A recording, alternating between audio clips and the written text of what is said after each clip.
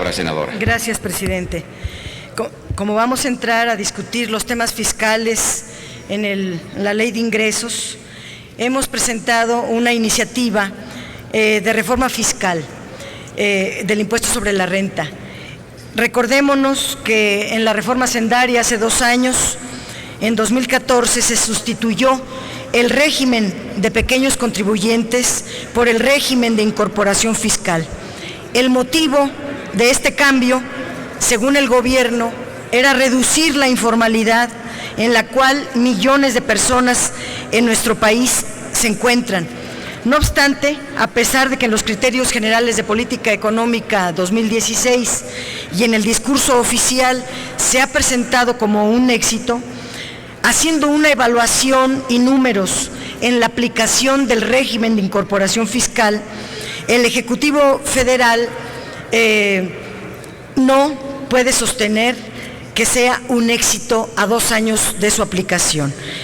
Ellos mismos están proponiendo un cambio en la ley del impuesto sobre la renta, proponen varios ajustes al funcionamiento de este régimen y no hacen una evaluación de los efectos que tienen estos cambios en su funcionamiento, ni cuál es el aumento de la contribución o cuáles son los cambios en todos los objetivos que se fijaron cuando se canceló el régimen de pequeños contribuyentes. En su momento, el Ejecutivo señaló que los cambios estaban dirigidos a personas físicas con actividad empresarial, con capacidad administrativa limitada a 2 millones de pesos por año, y preparar a los contribuyentes para una eventual inserción al régimen general, es decir, para que paguen impuestos sobre la renta de 35%, que ese es el régimen general. Y se da acceso a una herramienta electrónica, al SAT, que les, entre comillas, simplificaría el trámite. Se ofrecerían incentivos económicos y de capacitación para crear la incorporación de todos estos trabajadores a el seguro social. Están considerando a locatarios de mercados, misceláneas, pequeños negocios, servicios de muy diverso tipo como un sector informal, y allí radica el error gravísimo de este gobierno, que está considerando a contribuyentes, es decir, a gente que estaba contribuyendo al erario en este régimen de repecos, como si fueran sectores informales, y no lo son. El impacto que ha tenido el cambio de estos regímenes no ha tenido nada de los objetivos que se fijaron. En primer lugar, combate a la informalidad o creación de empleos. Ni una cosa ni la otra han logrado. La población ocupada informal tuvo una reducción de apenas 0.8% en el periodo comprendido entre enero y marzo de 2015, en comparación con el mismo periodo del año pasado. Según los datos del INEGI, con datos desestacionalizados, la tasa de informalidad laboral fue de 1% y se mantuvo sin variación. Y la tasa de ocupación en el sector informal, 1, fue inferior en menos 0.3%, puntos porcentuales, respecto al cuarto trimestre de 2014. Pero insisto, el grave error del gobierno es considerar a estos contribuyentes que estaban en repecos como si fueran informales, y en realidad son micro o pequeñas empresas dedicadas a diversos servicios. Los expertos confirman que el régimen de incorporación fiscal, el nuevo, ha generado una disminución en la recaudación, toda vez que las personas que estaban asalariadas y se incorporaron a este nuevo régimen, ahora gozan del 100% de exención de impuestos.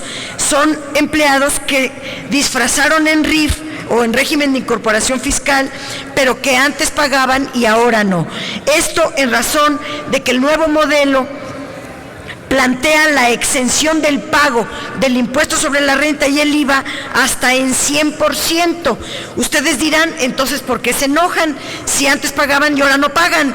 pero es que el régimen de incorporación fiscal está planeado a 10 años, comenzando con el primer año, no pagan el 100% y se va reduciendo la exención hasta que al final pagan 35%. ¿Cómo va a ser positivo este régimen? Es engañoso, más bien. Y el SAT, además de dejar de percibir ingresos por concepto de impuesto sobre la renta, erogó 12,182 millones de pesos para financiar este régimen. No obstante, no existe garantía de que se recaudará en 10 años lo que ellos dicen que se van a recaudar ahora con los estímulos fiscales. Con la incorporación del régimen de pequeños contribuyentes que proponemos en esta iniciativa, que es muy simple, es revivir el régimen de pequeños contribuyentes. Tiene varias razones. En primer lugar, hacerle caso a los sectores. Un gobierno que no escuchas, un gobierno que no oye a su sociedad, es un gobierno autoritario que no puede preciarse de democrático. Nosotros estamos proponiendo reducir, flexibilizar, aligerar los costos que implica la tributación en el régimen de incorporación fiscal, que son la obligatoriedad de emitir facturas fiscales digitales, la expedición de comprobantes de nómina, llevar un solo registro de ingresos diarios, así como la contratación de contadores. Si los microempresarios no tienen ni para pagar bien a su familia, que son sus empleados, ¿cómo van a contratar contadores para la elaboración de la contabilidad correspondiente? Con lo anterior se busca garantizar que en un momento de crisis económica los micro y pequeños empresarios puedan destinar sus recursos a dinamizar la economía y no a engrosar, en este caso a contadores o al gobierno. La Coordinadora de Organizaciones en Defensa de la Economía Social, que agrupa a comerciantes, prestadores de servicios, locatarios de mercados públicos, micro, pequeños empresarios, medianos empresarios, señaló que el 10% de las pequeñas empresas y negocios formales del país quebraron o bien optaron por pasarse a la informalidad durante el primer bimestre de 2015, es decir, obligaron a los empleos formales, a los negocios formales a convertirse a informales por no tener la capacidad económica para cumplir todo lo que los obliga el régimen de incorporación fiscal, con un monto que equivale a 20,000 empresas, con ese costo también en empleos. Establecer que las personas que tributan en el régimen de pequeños contribuyentes cubran una sola cuota. Ese es nuestro objetivo, como estaba antes. Todos pagaban una cuota que incluía el IVA y el impuesto sobre la renta, en una forma fácil, efectiva, en un padrón controlado por Hacienda, y la contribución era segura y formal. Pero además nuestra iniciativa también pretende reforzar el federalismo fiscal, toda vez que los pagos que realizan los pequeños contribuyentes se enteran a las entidades federativas, siempre y cuando tengan celebrados convenios con la Secretaría de Hacienda en convenios de coordinación.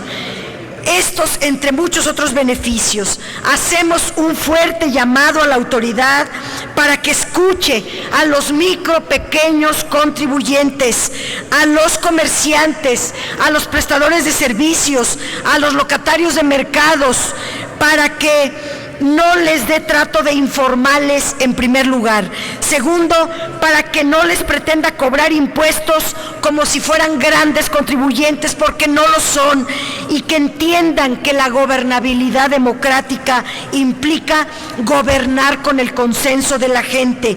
En este caso, estamos hablando de millones de pequeños contribuyentes, que es un sector económico fundamental al cual se le debe escuchar en sus demandas. Gracias. Gracias, senadora Dolores Padierna.